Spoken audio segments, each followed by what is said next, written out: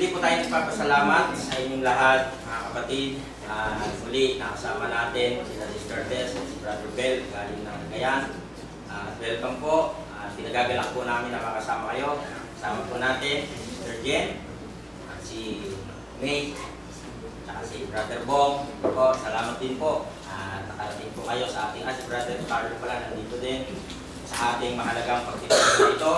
Sumayin niyo po ang Panginoon sa umagang ito at sa bawat sa atin na naghahanap ng pananampalataya.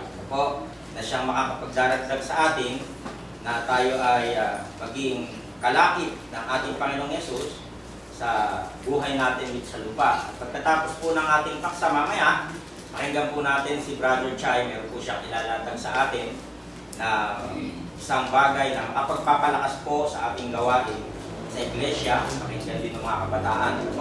So bago po yan, tayo po ay mag-umpisa sa ating paksa na tinataludtod sa Sermon on the Mount, na tayo po ay nasa Matthew chapter 7, verse 7 to 12. Maiksi lang po ito. Maiksi lang po ito. Halos 6 na verses lang po. Ito po ay magpapaalala sa atin, ito ang ating title, The Sermon on the Mount, Ask, Seek, and Knock.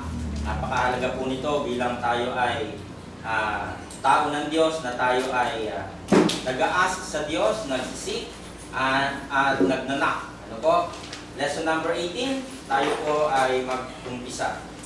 Tandaan po natin na ang Sermon on the Mount na ito ay pinahayag ng Panginoong Yesus sa kanyang pangangaral sa bundok mula po sa chapter 5, at ito po ay nagtatapos sa chapter 7. Kaya po ito ay sermon series. Ano po? Tinaludtod natin siya ng pautay-utay. Ano po? Sa chapter 7, verse 7 po ay ganito ang sinasabi ng banal na kasulatan. Ang atin pong gagamitin ay ang salita ng Diyos, ASND. Humingi kayo sa Diyos at bibigyan kayo. Hanapin ninyo sa Kanya ang hinahanap nyo at makikita ninyo. Pumato kayo sa Kanya at pagbubuksan kayo. So, napakahalaga po yung paghingi, ano po, paghanap at pagkatok. Yun nga po yung binigay natin kanina na ask and it will be given to you, seek and you will find, knock and the door will be open to you. Napakasarap po na mapakinggan, ano po, na mayroong isang Diyos na nagmamalasakit sa bawat isa sa atin. Kung tayo po minsan ay gumigive up na sa ating buhay, at sa buhay Kristiyano kasi maraming laban. Ano po? Marami tayong mga pinagdadaanan sa buhay na mayroong kanya-kanyang kwento yung bawat isa sa atin. Pero ang pinakamahalaga po ay hindi tayo bumibitaw sa pananampalataya. Kaya itinuturo ng ating Panginoong Yesus na ang mga bagay na ito ay maging ugali ng isang mananampalataya o Kristiyano na siya'y laging sasangguni, ano po, sa Diyos. May nakita ako, ngayon ko lang nakita. Ano po? Ask, seek, knock. Ayun, yung nakita ko. Kasi tinitingnan ko yung ask. Parang may something, ano, ganda nung talata, at nakapagpapalakas ng loob na tayo ay mayroong kinikilalang Diyos. Ano pong ibig sabihin po nito? Malinaw na ang tinutukoy dito ng Panginoong Yesus ay may kinalaman sa panalangin. Kasi sabi niya, humingi sa Diyos Ako, umanap at pumato, na nagpapahiwatig ng panalangin para sa Diyos. So, yung palang isang tao na mananampalataya, dapat pala ang lagi niyang nilalapitan sa lahat ng problema niya, lalo na sa buhay na ito, walang iba kundi ang Diyos. Naghahanap ang Diyos sa atin na tayo ay tumawag lagi sa Kanya. Yun yung pinapakita doon po sa 7:7. Ano po? Jesus' point is that God is listening. Yan, huwag tayo manghihina po ang loob. Ang Diyos ay nakikinig sa atin, paying attention to His people and ready to give them good gifts. What a remarkable truth. The God of all creation cares so deeply about His children that He hears them when they pray. Kasi merong mga tao po na humihingi sa panalangin na parang ginagawa nilang genie ang Diyos. Gusto ko sports car. Points. Yan agad. Hindi genie ang Diyos. Ano ho? Yan ay makapangyarihan Diyos na pinapakinggan yung ating panalangin At sa pamamagitan nun, tinitingnan din niya, siyempre, kung ibibigay niya sa atin o hindi. So, huwag tayong magalit sa Diyos o magtampo sa Diyos na ang tagal-tagal ko na hiningi ito sa iyo, hindi mo naman binigay.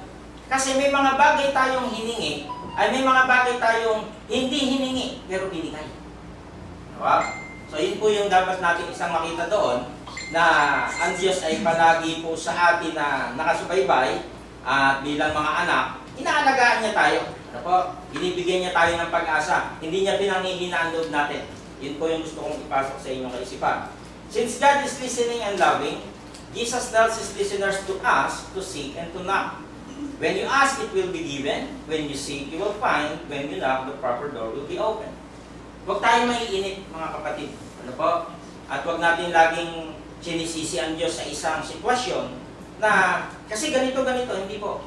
Ano man yung ating nangyari sa atin, ipagpasalamat natin ito sa Diyos sapagkat ang Diyos nga ay tunay na nagmamalasakit sapagkat siya ay Ama. Nakikita natin mamaya po yung halimbawa. Ano po? Kung i-atras natin ang pagbabasa, makikita natin ang konteksto. Ano po? Nito, sa nakaraang paksa natin na no one can serve two masters. Dito binanggit sa Mateo 6:25 ang may kinalaman sa pag-aalala. Natatandaan niyo po yung worrying. So, bakit daw nag-aalala yung isang tao? Ano yung pag-aalala niya? I-atras natin ang basa kasi nasa 7 tayo. Atras natin sa Matthew 6:25, sermon na naman pa rin po. Kaya sinasabi ko sa inyo, huwag kayong mag-alala tungkol sa inyong buhay. Yun yung halimbawa natin nung nakaraan. Ang dami po kasi minsan natin hinahanap sa Diyos. Ano ho? Na para nga natin siyang ginagawang genie. Na pag hiningi natin to, gusto ko ganito. Gusto ko sports car na pula, Ferrari, specific, parang ganon. Hindi po ganon ang Diyos eh. Kasi ang Diyos, tayo ay anak, titingnan niya kung yung hinihingi natin ay papabor sa buhay natin. Pero pag ito'y makakasira o anumang bagay, maaaring hindi niya ito ipakilala, ibigay. Ako? So ang sabi po dito, kaya sinasabi ko sa inyo, huwag kayong mag-alala tungkol sa inyong buhay. Kung ano ang inyong kakainin, example po yung iinumin o susuotin. Dahil kung binigyan kayo ng Diyos ng buhay, pinagkaloob niya itong bread of life, siguradong bibigyan din niya kayo ng pagkain at isusuot. Ano? Panghawakan po natin yung salita na yon, na minsan kasi sa buhay natin, na nalilito tayo, aminin na natin, nawawala tayo sa pananampalataya, na yung mga trials ay umaalog sa atin, at tayo po ay nakakalimutan natin tumawag. Yun po yun. Ano po? So, lagi natin tatandaan, nasa batas tayo ng ating Panginoong Yesus, sakop niya tayo, humingi tayo sa Diyos. Yun yung binabanggit niya, ask, seek, and knock. At ang mga bagay na ito ay ibibigay niya sa takdang kapanahunan, hindi agad-agad. Sa 6:27, sino sa inyo ang makapagpahaba ng kanyang buhay ng kahit isang saglit sa pamamagitan ng pag-alala? Galing ng Diyos, no? Sabi niya, pinakita natin noong nakaraan, yung nangyayari sa ating katawan pag marami tayong iniisip, marami tayong inaalala, may mga tinatamaan yung bawat parts ng katawan na nagpapahina. Yung skin, di ba? Yung liver, yung ano natin, yung kidney, yan, humihina. Kaya sabi dito sa talata, kapag ba ikaw, Eka, ay nag-alala, may mapapala ka ba dito? Sa pamamagitan ba ng iyong pag-aalalay, hahaba ba buhay mo o iiksin? Di ba iiksin? Kasi balisakit. Lahat na lang iniisip natin, lahat na iniisip, hindi na tayo nakatulog, sumakit na ulo natin mag-uumaga. Napakaraming gusto ng tao. Ano? Na parang nawawala na tayo ng confidence, ng tiwala sa Diyos na, sige Panginoon, ibibigay ko sa iyo lahat to, bigat na bigat ako dito. Yun yung parang pinapakilala ko. Na makapagpapahaba daw ba ng kanyang buhay, kahit isang saglit, sa pamamagitan ng pag-aalala. Hindi po ba hindi? Kaya napakagaling ng Biblia dahil sinabi ng Diyos, iniutos dun sa Mateo din na kayo'y magpatawad. Ang galing, no? Kasi pag hindi ka nagpatawad sa iyong buhay, bibigat yung buhay mo, po pwedeng sa hindi mo pagpapatawad, tumaas yung BP mo, magalit ka, hindi ka makakain, naiinis ka palagi, na ikaw ay nawala na sa sirkulasyon. Ano ho? Kaya ang galing ng Diyos, humahanga ako sa paraan ng Diyos na talagang ito ay tunay na salita ng Diyos na magpapaalala sa atin na manampalataya tayo ng buong puso po.